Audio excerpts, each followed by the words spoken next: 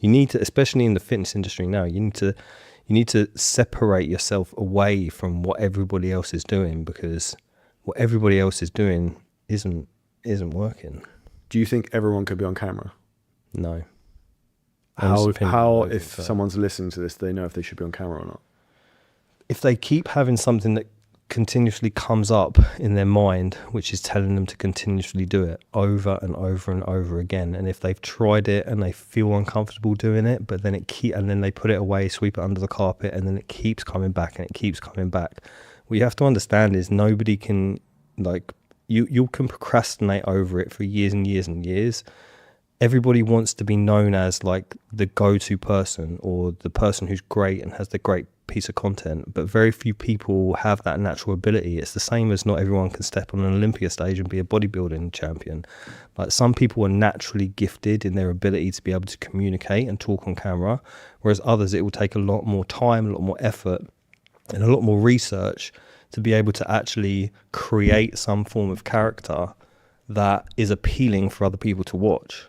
And if you're creating content just for the sake of creating content and not taking these kind of things into account, then I don't think you're ever gonna make it. You need to continuously rewatch back your stuff and critique it, and how can you get better at it. And a great example of that is, we use teleprompters for some of the long form content and some of the short form content that we create.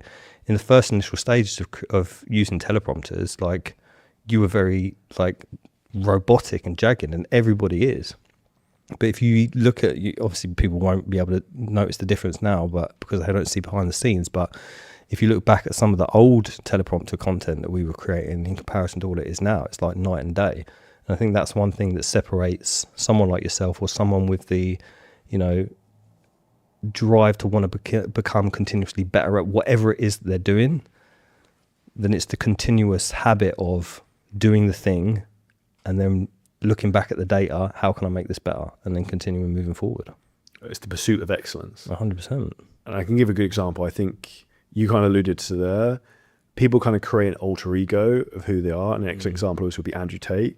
Yes. I was at an event on Sunday with a couple of guys who know him, and they said he's like the nicest guy in the world. Yep. Like, completely not what you expect. Yep. And I think that's also where I said earlier about like the magnetic market kind of being polarizing. You kind of have to stand out and like plant a flag in the ground of like what you're for and what you're against. And then people will either gather around you or kind of pull away from you. Yeah. And I think that's one thing that people you have to adopt that very, very early. You have to have an understanding that who you are in a face-to-face conversation with your friends and your family is completely different to the version of you who you should be portraying yourself as online. Because with all due respect, like, this is a long form piece of content, it's a conversation between me and you, so that the likelihood of someone sitting down to watch this and engage in this is higher than what short form content is.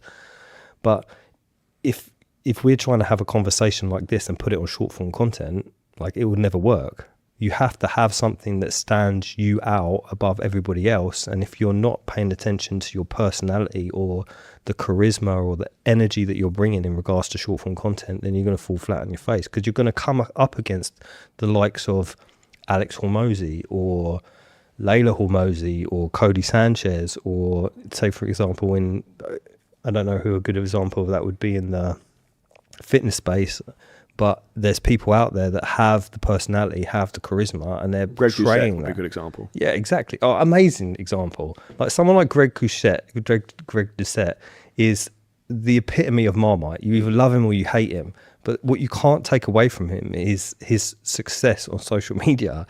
Like, he's a dominant figure, and the reason for that is, and if you don't actually know, like, go and look at Greg Doucette's stuff. All of his, like, speaking to camera stuff is all curated.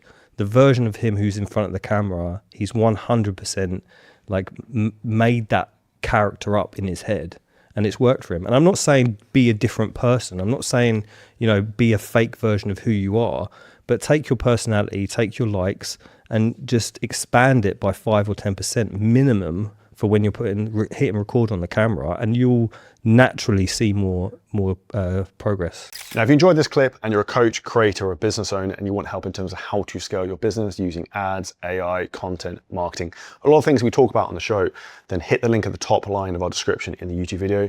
You can book on a call with us and walk through the whole process, audit your business, and show you where there's huge opportunities for you to scale.